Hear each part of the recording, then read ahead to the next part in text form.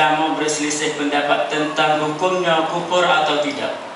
Allahu Akbar, Allahu Akbar, Allahu Akbar, walillahil hamd. Yang kedua, tidak mau belajar atau malas mengaji. Sedangkan belajar itu wajib di atas tiap-tiap orang lelaki dan perempuan.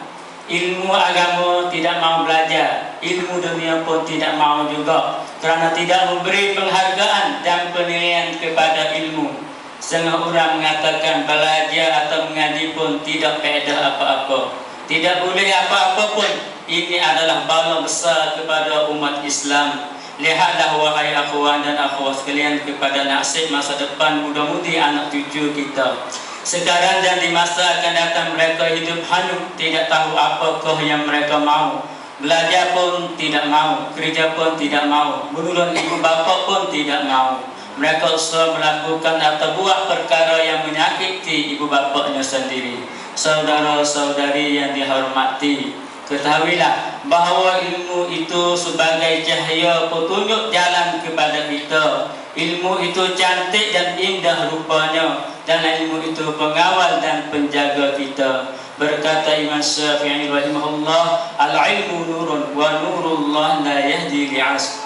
Maksudnya, ilmu itu adalah cahaya, dan ilmu atau cahaya dari Allah itu tak diberi kepada seorang melakukan kemaksiatan. Berkata Ali bin Abi Talib karramallahu wajhah, al-ilmu khairun minal mal, al-ilmu yahrisuka wa anta tahrisul mal. Maksudnya, ilmu itu lebih baik daripada harta benda. Ilmu boleh menjaga kamu, tetapi kamu penat dan sibuk menjaga harta kamu.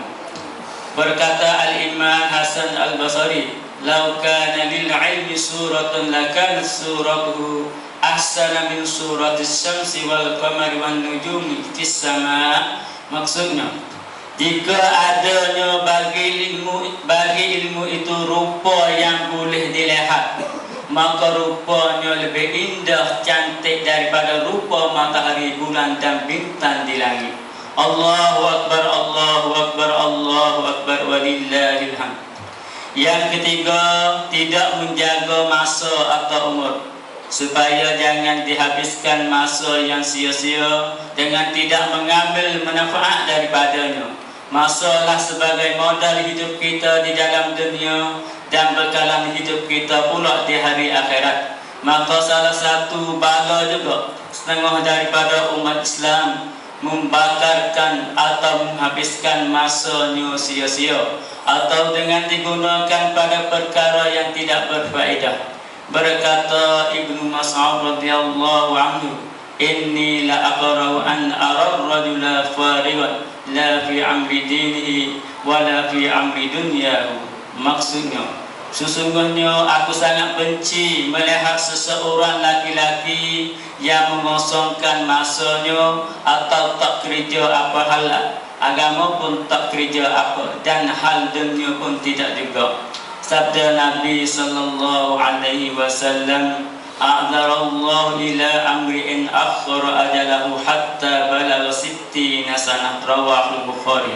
Maksudnya, Allah Ta'ala tidak memberi keuzuran atau kemaafan kepada seorang untuk meninggalkan beramal soleh apabila ia melanjutkan atau melewatkan ajalnya sehingga umurnya 60 tahun.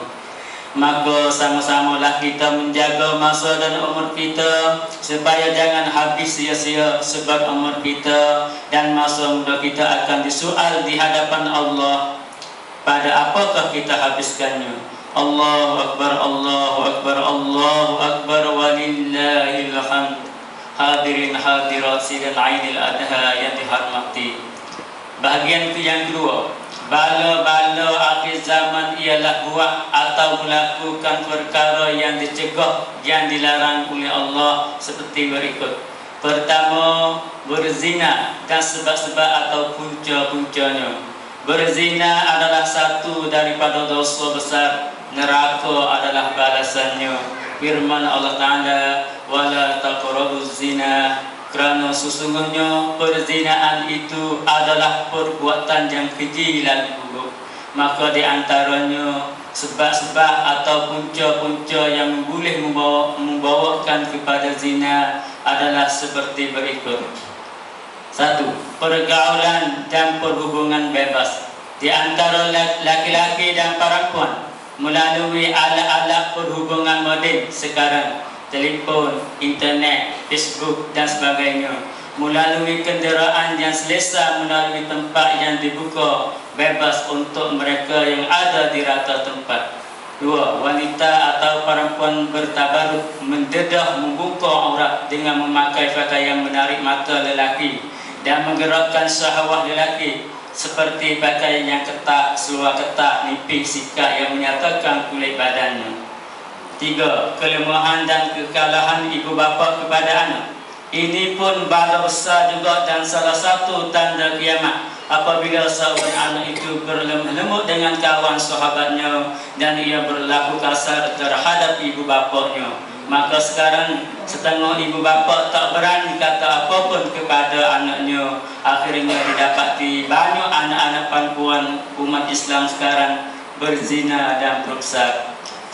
Pak, tidak takut dosa dan balasan Allah kerana kejahilan muda-mudi tentang dosa, pahala serta neraka, dan merasai aman daripada tekanan dan tindakan ibu bapa dan masyarakat, serta tak ada sifat malu kepada sesiapa. Rasulullah sallallahu alaihi wasallam bersabda, "Idza zahara zina wa riba fi qaryatin adinallahu bihalakiha."